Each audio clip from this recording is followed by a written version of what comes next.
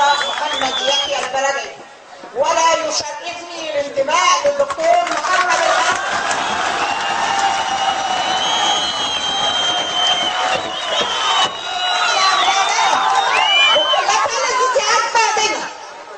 قتلهم في ثورة 25 يناير مع الحرس الجمهوري.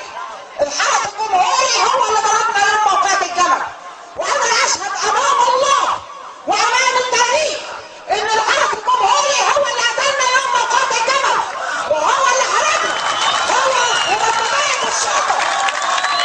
النهارده بيقدموا الاخوان. على فكرة انا لست اخوانية ولا انتمي لاي تيار كان، سواء اسلامي او ليبرالي. انا مصرية مستقلة، اشهد ان لا اله الا الله.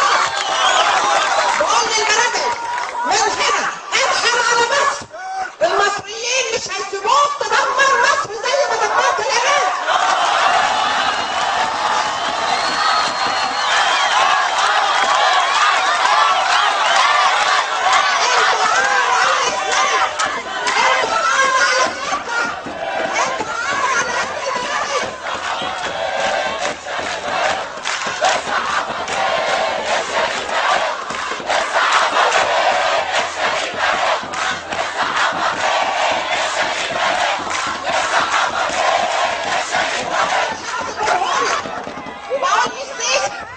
مش عشان بتدعوا ان في 4 طلعوا فوق السور دول بيقتلوا 53 ودمروهم وبيقتلوا 5 اطفال.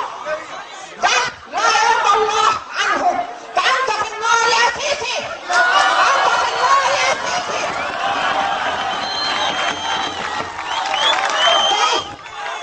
عايز اعرفكم مين قائد الحرس الجمهوري الجديد.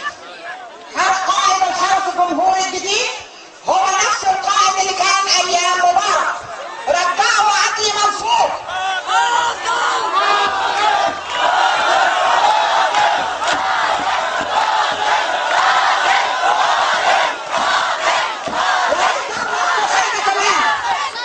عدلي منصور ليس رئيسا شرعيا للبلاد ولا قانونيا. تعرف ليه؟ ماهر البنتي انتهت مدته يوم 30 يونيو، يوم ما حبسوا الرئيس مرسي. يوم ما حبسوا الرئيس مرسي جاب بداله عدلي منصور. المفروض ان عدلي منصور يقوم بأداء اليمين امام رئيس الجمهورية.